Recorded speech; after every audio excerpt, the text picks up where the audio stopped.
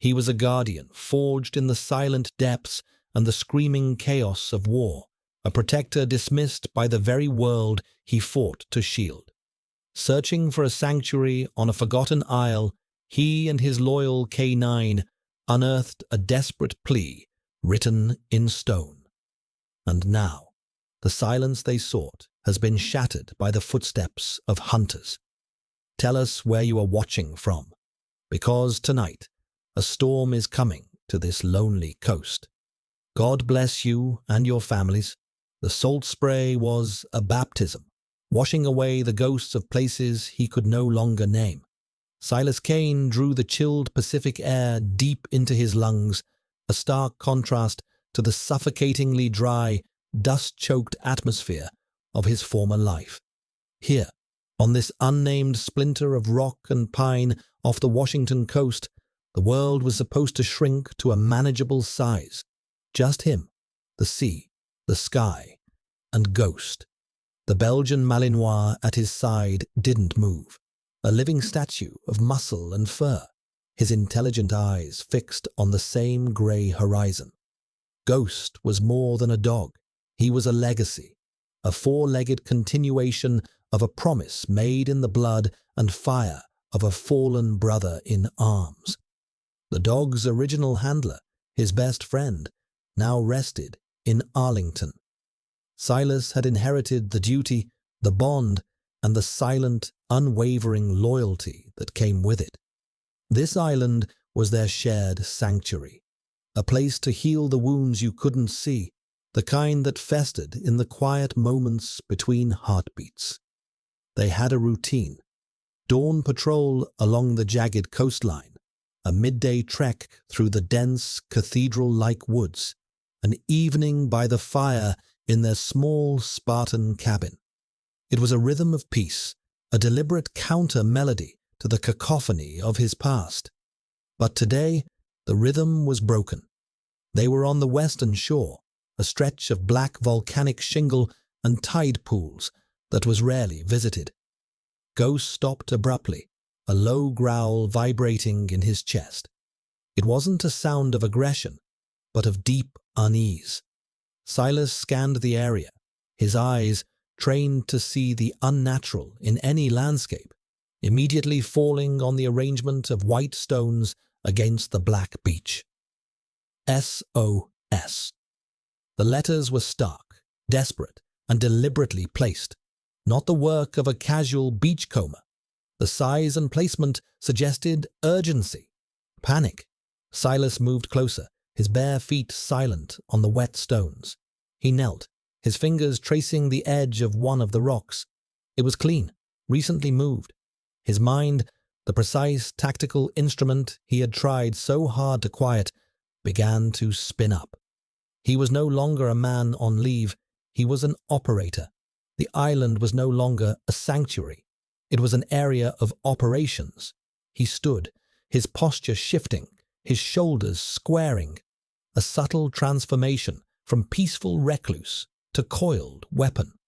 The fog of leave, that disorienting grey space between missions, was burning away, replaced by the ice-cold focus he knew so well. Someone was here, someone in trouble. And on an island, this small, this isolated trouble was a finite and deadly commodity. He looked at Ghost, whose ears were now swiveling, sampling the air, his black nose twitching. "What do you hear, buddy?" Silas murmured, his voice a low rasp. It was the most he had spoken all day. His dialogue with the dog was often the most emotionally open. Ghost whined softly, a sound of confirmation. He looked up at Silas, his gaze intense, and then turned his head north, along the treacherous, cliff-lined coast. The message was clear. That way. Silas gave a single, sharp nod. The search for peace was over. The hunt for answers had just begun. He didn't know it yet, but he had just stepped from his self-imposed exile directly into the crosshairs of a secret so dark it threatened to consume more than just this lonely island. The protector in him was awakened, The guardian called back to duty. The quiet man and his dog were about to remind the world that some protectors never truly retire. The transition was seamless. A switch flipped in the core of his being. Silas's mind processed the island not as a place of natural beauty, but as a tactical grid. The towering pines were cover and concealment. The rocky bluffs were potential overwatch positions. The tide was a clock, dictating movement along the shoreline. He moved back from the beach, melting into the deep shadows of the tree line.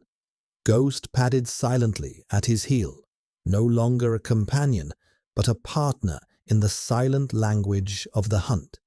The dog's senses were an extension of his own, a biological early warning system that no technology could replicate. Silas's first priority was intelligence. He needed to find the author of the message, assess their condition, and identify the threat. Assumption: the person was on foot, likely injured or evading. Assumption: they were not alone. A plea like that wasn't made lightly. It meant the threat was immediate and lethal. He let Ghost take the lead. "Find," Silas commanded, the single word a release. The Malinois moved forward, his nose to the ground, then up, sampling the wind, his entire body a study in concentrated purpose. He wasn't tracking a scent so much as he was deciphering a story written in broken twigs, disturbed earth, and molecules on the breeze. Silas followed, his movements economical and precise. His M4 carbine, which he had been carrying for predator control, held in a low, ready position. It felt unnervingly natural in his hands. He hated how natural it felt. The rifle was a tool, but it was also a link to a past he desperately wanted to sever. Now, it was a necessity. His cabin was his base of operations.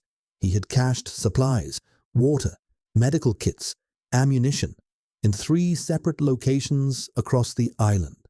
A habit born of paranoia, or perhaps foresight. He was now grateful for it. Ghost led him away from the coast, up a steep, game trail-choked incline. Silas noted the signs, a scuff mark on a mossy rock that was too heavy for any local fauna.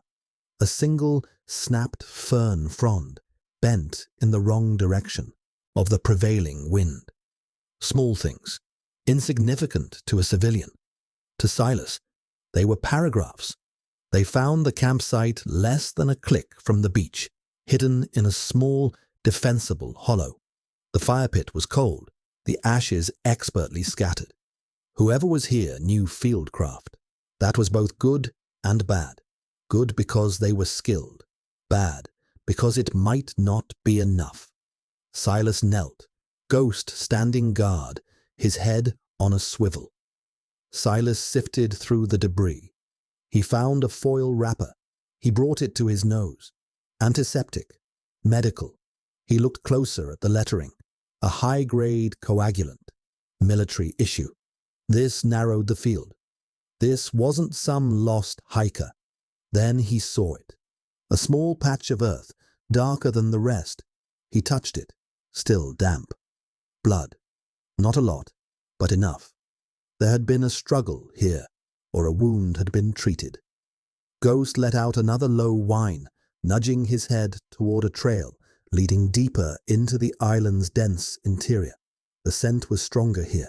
Silas's internal monologue was a calm, cold stream of analysis. One individual, possibly 2. One is injured, possesses survival skills, being pursued by an unknown hostile force. Objective: locate and render aid to the unknown friendly. Identify and, if necessary, neutralize the hostile force. The simplicity of the mission parameters was a comfort. It was a problem with a potential solution. Unlike the formless anxieties of his civilian life, he gave Ghost a quiet scratch behind the ears. "Good boy, let's go." They moved out, leaving the cold campsite behind. The sun was beginning its descent, casting long, distorted shadows through the trees. The woods grew darker, the silence more profound. It was the kind of quiet that precedes violence. Silas felt it in his bones, a familiar hum of imminent danger.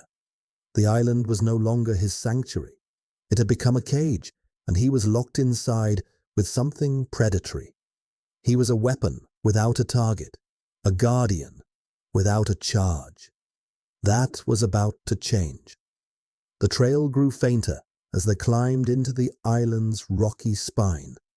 Ghost was working harder now, casting back and forth, his nose pulling information from the air itself. The forest floor was a carpet of damp moss and pine needles swallowing sound, making their passage utterly silent. It was here, tucked beneath an overhang of granite, disguised by a thick curtain of ancient ivy, that Ghost stopped. He didn't bark or growl. He simply sat, looking at the ivy, and then back at Silas, a clear, definitive signal. Silas approached with caution, his rifle up. He gently parted the thick leaves. A narrow fissure in the rock, barely wide enough for a man to squeeze through, led into darkness.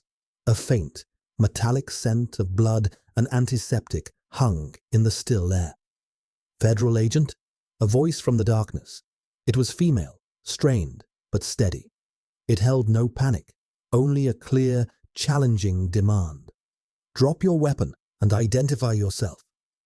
Silas didn't move. He wasn't a federal agent. "I'm the man who lives on this island," he said, his voice low and even. "My dog and I found your message." A long silence stretched, thick with suspicion. He could hear shallow breathing from within. "Your dog?" the voice asked, a flicker of something other than hostility in it. "Belgian Malinois," Silas replied. "His name is Ghost." Another pause. Then, "Tell him to come in, alone." Silas looked at Ghost, who was watching him intently, awaiting the command.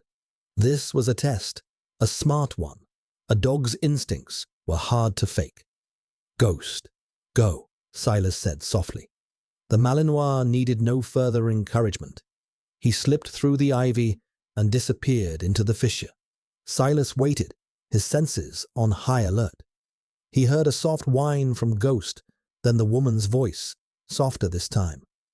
"Okay, you can come in. Slowly. Hands where I can see them." Silas slung his rifle over his back, holding his hands up and open, and squeezed through the opening. The cave was small, a tight pocket in the rock. A woman was leaning against the far wall, a makeshift tourniquet high on her thigh. Her face was pale and etched with pain, but her eyes were sharp, intelligent, and fierce. In her hands, she held a pistol, and she held it with the easy familiarity of a professional.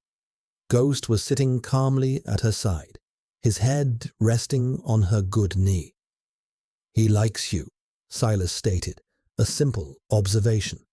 "He's a good judge of character," she replied, her gaze not leaving his. "I'm Dr. Aris Thorne." She winced as she shifted her weight. "And you are?" "Silas." He offered nothing more. He moved forward and knelt, his eyes going to her leg. The wound was a nasty gash, deep and bleeding sluggishly through the field dressing. "What happened?" "A disagreement with some corporate security," she said, her voice laced with grim irony. "They're persuasive." Silas looked at her, then at the hard-sided pelican case tucked beside her. It was scuffed and battered, but clearly important. "What's in the case?" "The reason they're trying to kill me," she said flatly. "I was a virologist for Croft Biogenetics, their lead researcher at the Aegis facility." Silas knew the name. Croft was a titan, a multi-billion-dollar corporation that dabbled in everything from pharmaceuticals to private security. The Aegis facility was a myth, a rumor, a top-secret research station supposedly located on one of the smaller, uninhabited islands in the archipelago. "I thought that place was a ghost story," Silas said. "The ghosts are real," Aris retorted, her eyes darkening. "And they're very, very angry. I discovered what Julian Croft was really creating out there. It wasn't a cure. It was a plague. I took the proof, the foundational data, and the only viable sample of the original viral strain. Now Croft and his private army want it back. They can't let that secret get out." She finally lowered her pistol, her strength seeming to ebb. "I am, or was, an army ranger before I got my PhD. I know how to survive, but I'm compromised. I saw your cabin from the ridge, the smoke from your chimney. The SOS was a long shot." She looked at Silas, her analytical gaze taking in his posture, the economy of his movement, the weapon he carried. "You're not just some guy who lives on an island, are you?" Silas didn't answer directly. He opened his pack and pulled out his trauma kit. "Let me see that leg." The unspoken answer hung in the air between them. He was a protector, and she, a wounded but defiant guardian of a terrible truth, was now under his protection. Aris hissed in a sharp breath as Silas carefully cut away the blood-soaked fabric of her pants. The gash on her thigh was deep, ugly, and inflamed. It wasn't a bullet wound, it was jagged, likely from a knife or a sharp piece of shrapnel during an altercation. "They cornered me at my extraction point on the north side of Aegis Island," she explained, her voice tight with pain but her narrative clear and concise. "One of them got close. I got away, stole one of their tactical Zodiacs, but they clipped me. The boat's engine gave out a few miles from here. I swam the rest of the way." Silas worked with practiced efficiency, cleaning the wound with antiseptic wipes from his kit. His hands were steady, his touch surprisingly gentle for a man of his bearing. Croft Biogenetics is a household name. Philanthropy, medical breakthroughs. It's all a lie. "The greatest lies are wrapped in truth," Aris said, her voice hardening. "Julian Croft presents himself as a savior, a visionary. He is. He's a visionary of control. He's not developing vaccines for existing diseases. He's engineering the next great pandemic." Silas paused, looking up at her. The implications of her words were staggering, a weight that seemed to suck the very air from the small cave. "He's created a genetically targeted virus," she continued, her eyes burning with a cold fire. "Highly contagious, airborne, with a delayed onset of symptoms. But the real genius, the real evil, is the key he built alongside it. A personalized counter-agent, a cure that is keyed to specific genetic markers. He plans to release the virus in a controlled manner, then sell the cure to the highest bidders, corporations, governments, the global elite. He won't just be the richest man in history. He'll be a god, holding the power of life and death over billions." She gestured to the hard case. "That case contains everything. The viral sample, my research, the complete genomic sequence for the pathogen and the counter-agent. It's the only thing that proves what he's doing. It's the legacy of my work, twisted into a weapon. Without it, my word is nothing against a man like Julian Croft." Silas finished applying a fresh pressure dressing, securing it tightly. The bleeding had stopped. "How many are hunting you?" "I counted 6 on the island, including their leader. Ex-special forces, I'd guess. They move like it. His name is Richter. They're not security guards. They're professional hunters. 6 men, an entire fire team. On an island this small, that was an overwhelming force. For a normal person. Silas wasn't a normal person. His mind was already working the problem. 6 hostiles, 1 injured non-combatant, though a highly capable one, 1 K9 asset, limited resources. Terrain is both an advantage and a disadvantage. They had the numbers and the equipment. He had the home field advantage. He knew every trail, every hiding place, every sightline. They'll have thermal optics, night vision. They'll sweep the island grid by grid, Silas said, thinking aloud. They'll find this cave eventually. I know, Aris said. She looked exhausted, the adrenaline that had kept her going finally fading. I was just trying to buy enough time to what? I don't know, she admitted, her voice dropping to a near whisper. I just knew I couldn't let them get this. She patted the case. This can't be his legacy. The word hung in the air. Legacy. Silas thought of his friend, the man who had left him ghost. He had died protecting his team, securing their legacy. Now, Silas was faced with protecting the legacy of a woman he'd just met, a legacy that could determine the fate of the world. He capped the antiseptic and packed his kit. He looked at Aris, then at Ghost, who was still positioned protectively beside her. The mission parameters had been updated. Objective: protect the asset, Dr. Aris Thorne. Secure the package. Evade and neutralize the hostile force. Find a way off this island. We can't stay here, Silas said, his decision made. We need to move. Now. The sanctuary had been breached. The quiet was gone. The only thing left was the mission.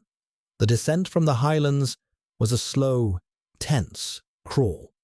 Silas moved in front, with Aris in the middle, and Ghost pulling rear security, a silent shadow that periodically paused to scan their back trail. Every snapped twig, every rustle of leaves sent a jolt of adrenaline through the small party. The sun had bled out below the horizon, plunging the forest into a deep, primal darkness.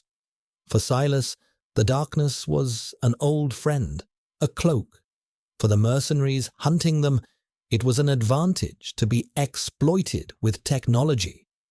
They'll be using the ridges for observation posts, Silas whispered, his voice barely disturbing the air.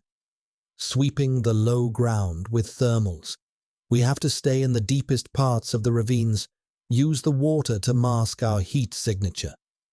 Aris nodded, her face a pale oval in the gloom. She was moving with a pained, determined grit, refusing to slow them down. Her ranger training was evident in the way she placed her feet, the way she used the terrain for cover, even while injured. She wasn't cargo. She was a wounded teammate. They reached the bottom of a narrow canyon carved by a fast-moving creek.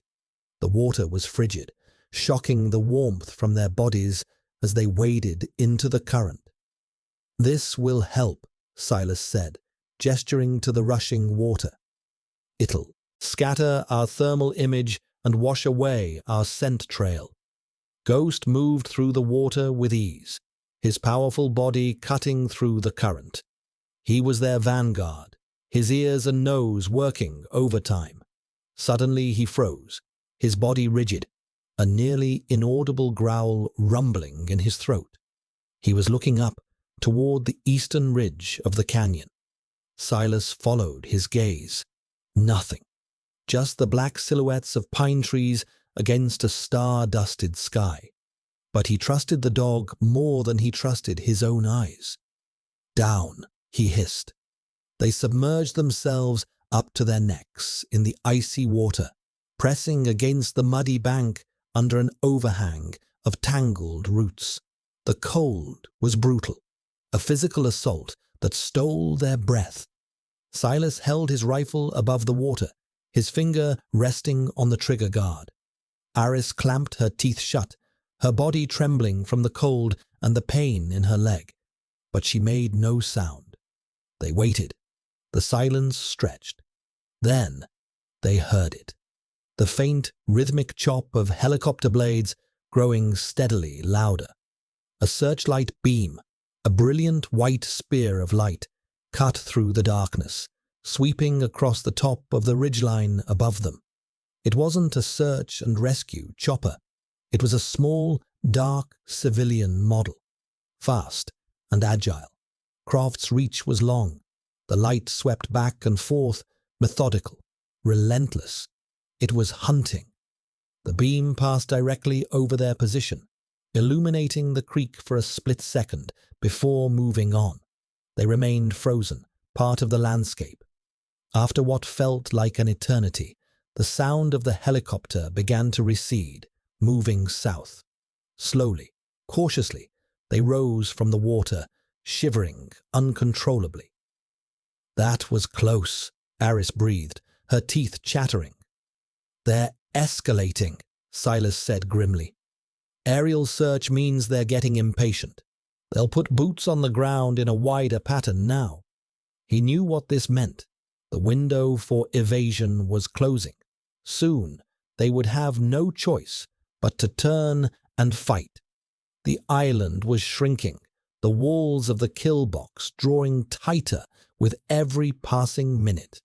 He looked at Aris, who was leaning against the bank, her face tight with pain. They needed a better position, a defensible location where they could rest and plan their next move.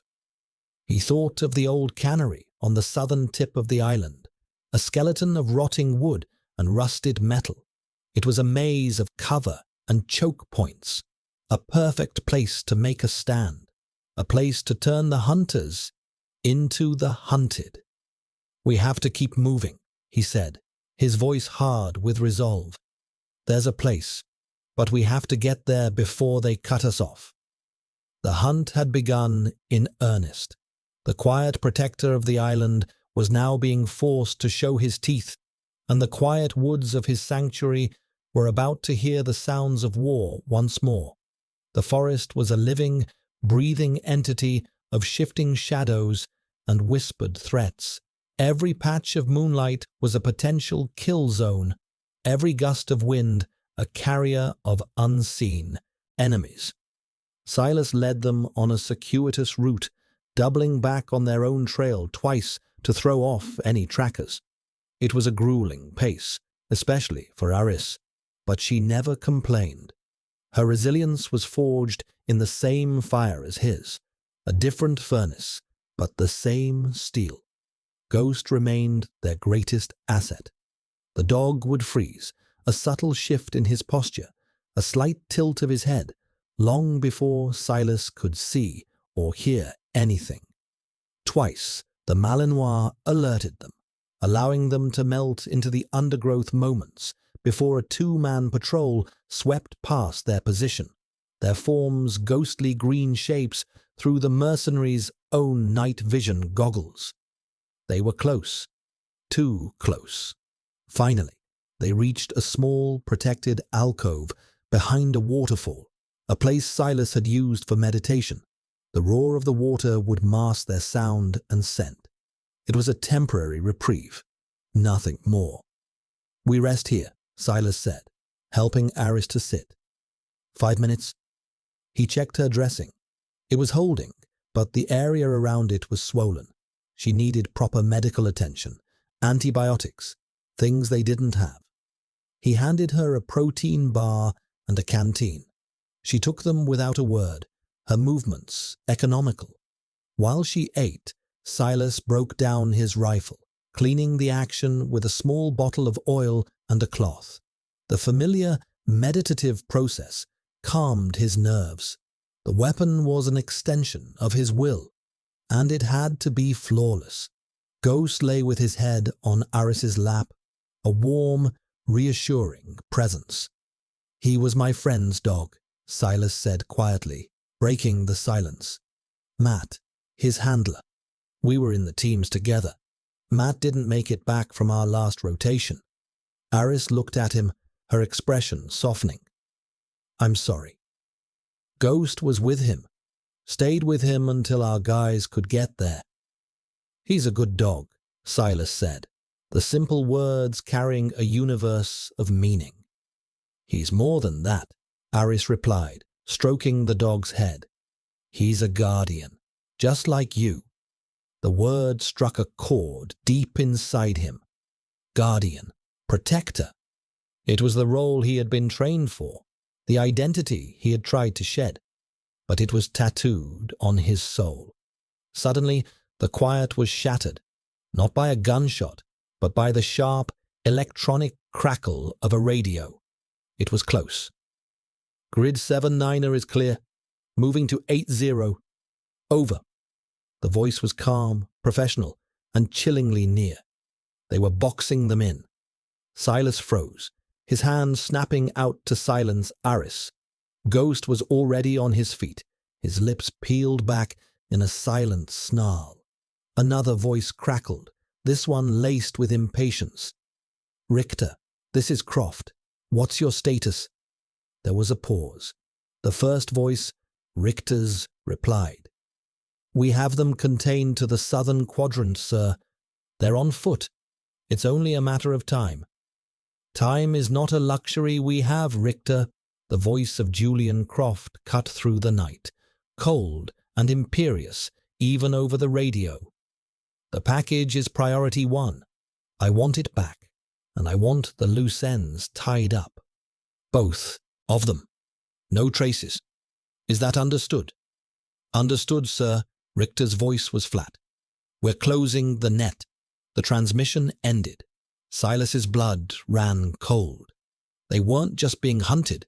They were being erased. He looked at Aris. Her face was grim, but her eyes held a spark of defiance. They couldn't run anymore. Evasion was no longer an option. It was time to fight. He finished reassembling his rifle with a final definitive click. He met Aris's gaze. "They're closing the net," he said, echoing Richter's words. "So we're going to break it." He rose, moving to the edge of the alcove and peering through the cascading water. He saw 2 figures moving through the trees below, their weapons at the ready. They were methodical, sweeping the area, leaving no stone unturned. They were good. But Silas was better. He motioned for Aris to stay back. He gave Ghost a single, sharp hand signal. Attack. Silent. The dog slipped from the alcove, a black wraith against the dark rocks. Silas raised his rifle, the suppressor on the end making it look long and menacing. He wasn't escaping anymore. He was a weapon, and he finally had a target. The quiet of the island was about to be broken by the grim punctuation of controlled, professional violence. The Protector was about to go on the offensive. Aboard the 200-foot superyacht, the Apex, Julian Croft stared at a bank of monitors displaying a thermal map of the island. He swirled a glass of obscenely expensive scotch, the amber liquid catching the cool blue light of the screens. He was a man of impeccable taste and infinite patience, but both were wearing thin. The island was a minor inconvenience, a messy variable in an otherwise perfect equation. His equation. The one that would reshape the world in his image. He saw humanity not as a species to be saved, but as a chaotic, inefficient system to be optimized. The virus was his tool of optimization, a great cleansing fire from which a new, more orderly world would emerge, with him as its architect. He was not a monster. He was a visionary. The distinction was important to him. "Richter," he said into the gold-plated satellite phone, his voice a silken blade. "Report." "We have contact, sir."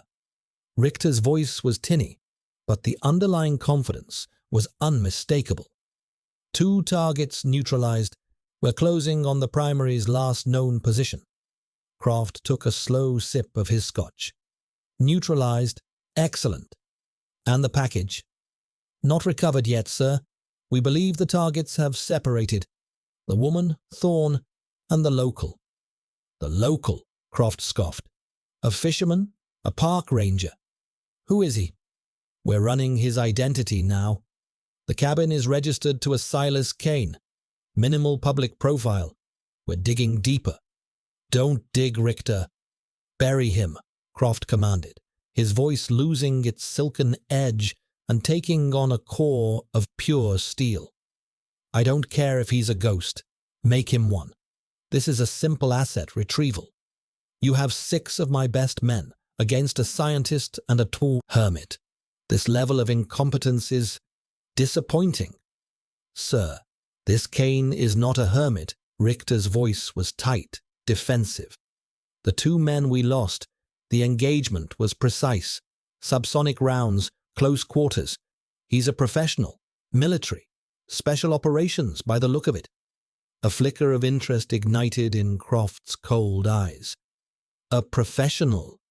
This was an unexpected complication, but also a more stimulating challenge. It elevated the situation from a mere extermination to a contest of equals, almost equals. A warrior playing Robinson Crusoe, Croft mused. How poetic. It doesn't matter. Your team has superior numbers, superior technology, and a clear mandate. Do not fail me again, Richter. Retrieve my property. Erase the problem. Is that clear? Crystal, sir, Richter replied, the connection clicking off.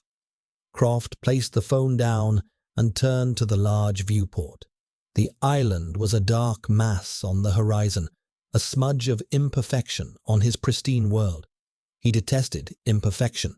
This Silas Kane, this protector, was an anomaly, a bug in the code, a relic of an outdated morality of duty and sacrifice.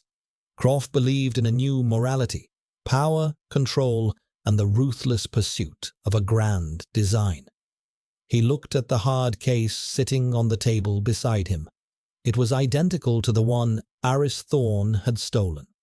Inside was his personal dose of the counter-agent, the ultimate insurance policy.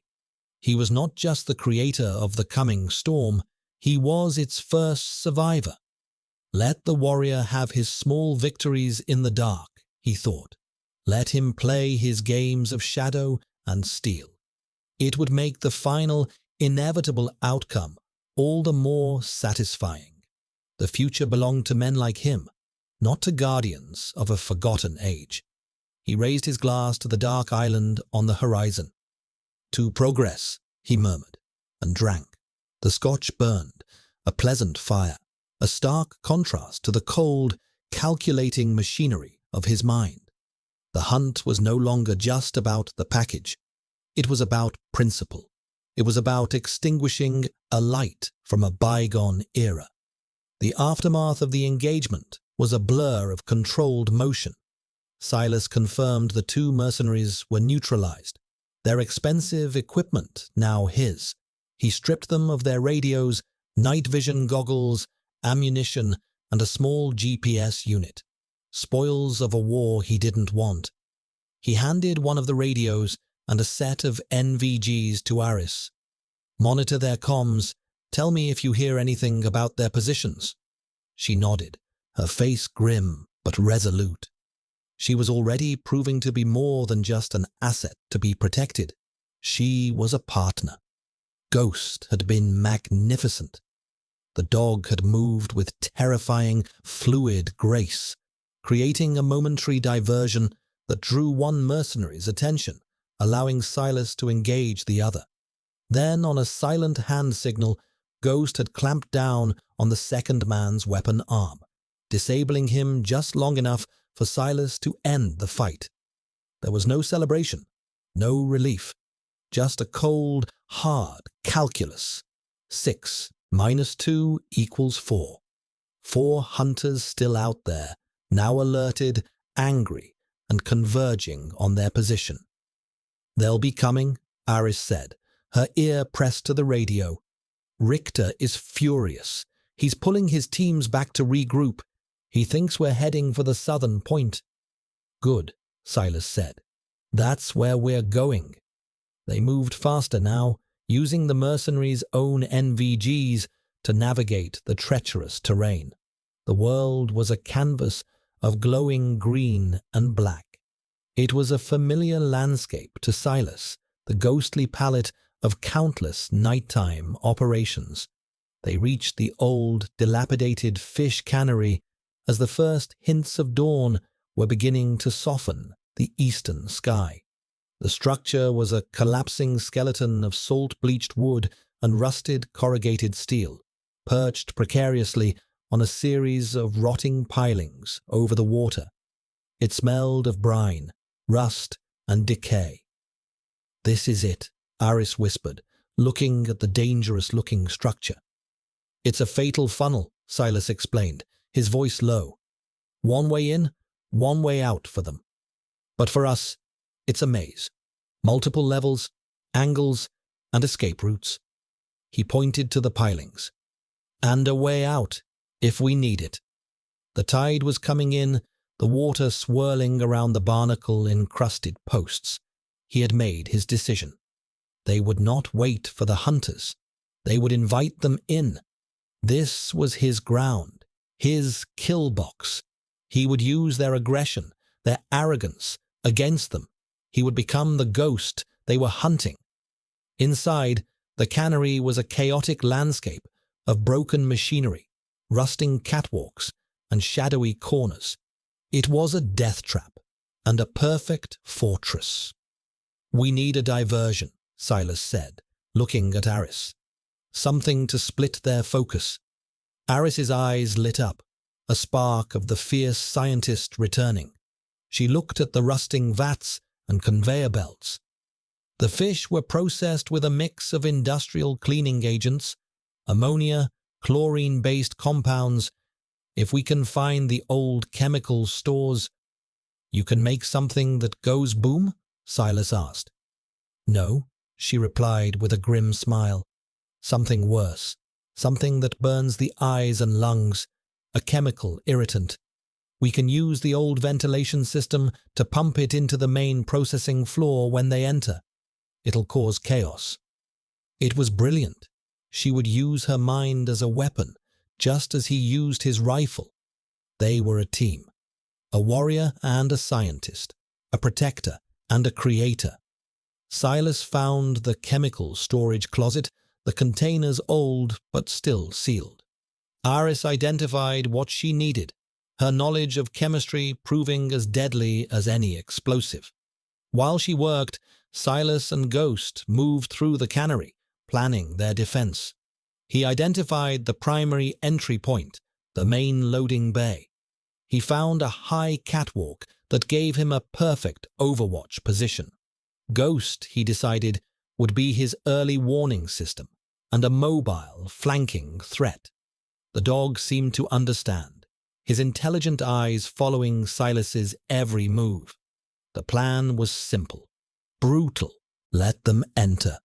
Trap them, confuse them with Aris's chemical weapon. And then he and Ghost would begin the grim work of dismantling Richter's team, one by one. He checked his weapon, slotted a fresh magazine. He looked at Aris, who was carefully mixing 2 liquids in a rusty bucket. He gave Ghost a final, firm pat.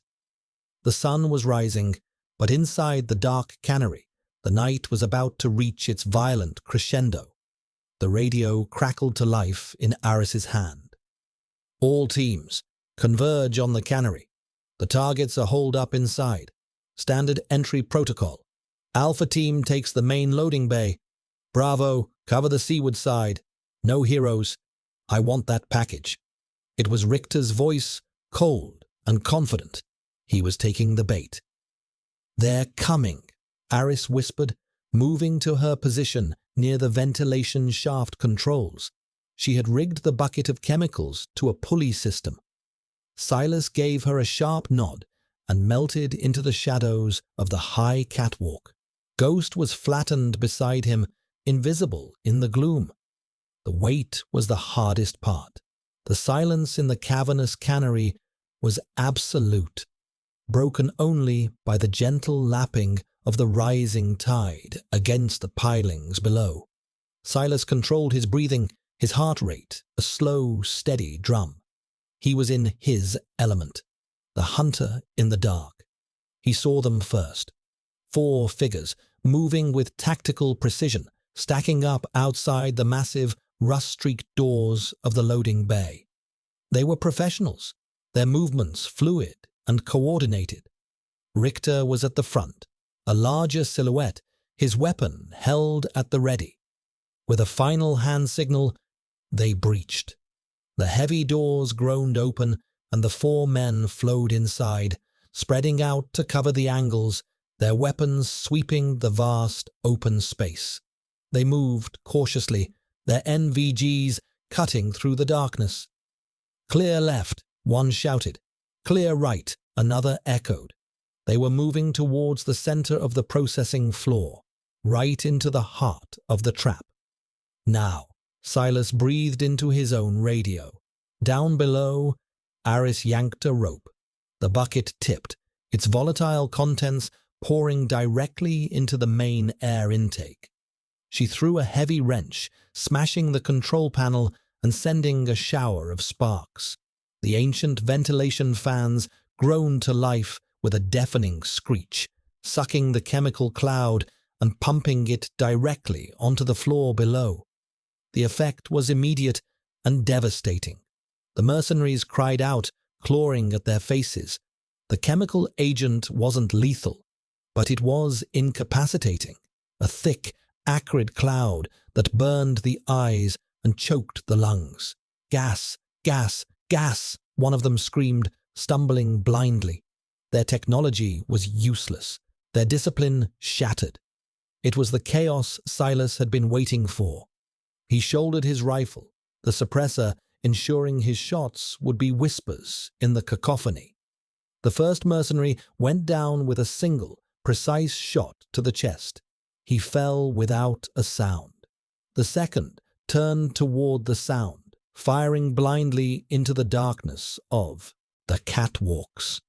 Silas was already gone, moving to a new position. He was a phantom, his movements swift and silent. "Where is he?" Richter roared, his voice raw from the gas. He was tougher than the others, fighting through the pain, trying to regain control. "Bravo, team, report." No response. Silas knew why. He had rigged a simple tripwire near the water's edge, sending a pile of rusted barrels crashing down on their position. A noisy diversion, not a lethal one, but enough to keep them occupied. Down below, Ghost launched from the catwalk. He was a black missile, a blur of fur and teeth. He slammed into the third mercenary, not going for a kill, but for the weapon. The man screamed as the dog's jaws clamped down on his forearm, shaking his head violently. The rifle clattered to the floor. Now there was only one. Richter. The team leader stood in the center of the room, turning in a slow circle, his rifle up, his eyes burning, but his will unbroken. "Kane," he bellowed, his voice echoing in the vast space. "Come out and face me. No more hiding in the shadows." Silas didn't respond. He wasn't hiding. He was hunting. He dropped silently from the catwalk, landing on a pile of old fishing nets 10 feet below. He was now on the same level as Richter. The final confrontation. He emerged from the shadows, his rifle held low. Richter spun, his own weapon coming up. For a split second, the two professionals faced each other. The ex-operator, hired gun for a corrupt billionaire, and the Guardian, the protector fighting for something more. The air crackled with tension. But the fight wasn't just between the two men. From the side, a dark shape exploded from the shadows. Ghost, his job with the other mercenary done, hit Richter's leg like a freight train. The big man yelled in pain and surprise, his balance thrown. It was the only opening Silas needed. He didn't fire. He closed the distance in 2 quick strides and slammed the butt of his rifle into Richter's temple. The man crumpled to the ground, unconscious. The silence returned, thick and heavy. The chemical haze was beginning to dissipate. Eris emerged from her hiding spot, her eyes wide. Silas stood over the fallen mercenary, his chest heaving, not from exertion, but from the release of coiled, violent energy. He looked at Ghost, who was standing panting over Richter, his tail giving a slight, tentative wag. "Good boy," Silas breathed. The word was a prayer. The battle for the island was over, but he knew, with a chilling certainty, the war was just beginning. Silas used Richter's own zip ties to secure the mercenary and his remaining men. They were disarmed, their communications equipment piled in a corner. Aris, her face smudged with grease and grime, retrieved the hard case. She held it to her chest like a sacred text. It was the proof, the truth, the weapon that could bring down an empire. Silas picked up Richter's satellite phone. He found the last number dialed and pressed the call button. After our 2 rings, the cold, cultured voice of Julian Croft answered. "Richter, tell me you have good news." "This isn't Richter," Silas said, his voice quiet, devoid of emotion. A long, dead silence on the other end of the line. "Mr. Kane," Croft said finally, his tone dangerously smooth. "It seems you are a man of surprising talents. I'm prepared to offer you a substantial sum for your troubles and for the safe return of my property." "It's not your property," Silas replied. "And I'm not for sale." "Everyone has a price," Croft countered, a hint of amusement in his voice. "Name yours. 1,000,000? 5? 10? I can make you a very wealthy man. You can have any island you want. 100 islands. Silas looked around the decaying cannery, at Aris, at Ghost, at the legacy of violence at his feet. He thought of the quiet he had sought, the sanctuary he had tried to build. "Some things can't be bought," Silas said. "Justice, loyalty, a clear conscience. You're a man who understands none of those things. But you'll learn." "Is that a threat, Mr. Kane?" Croft's voice was like chipping ice.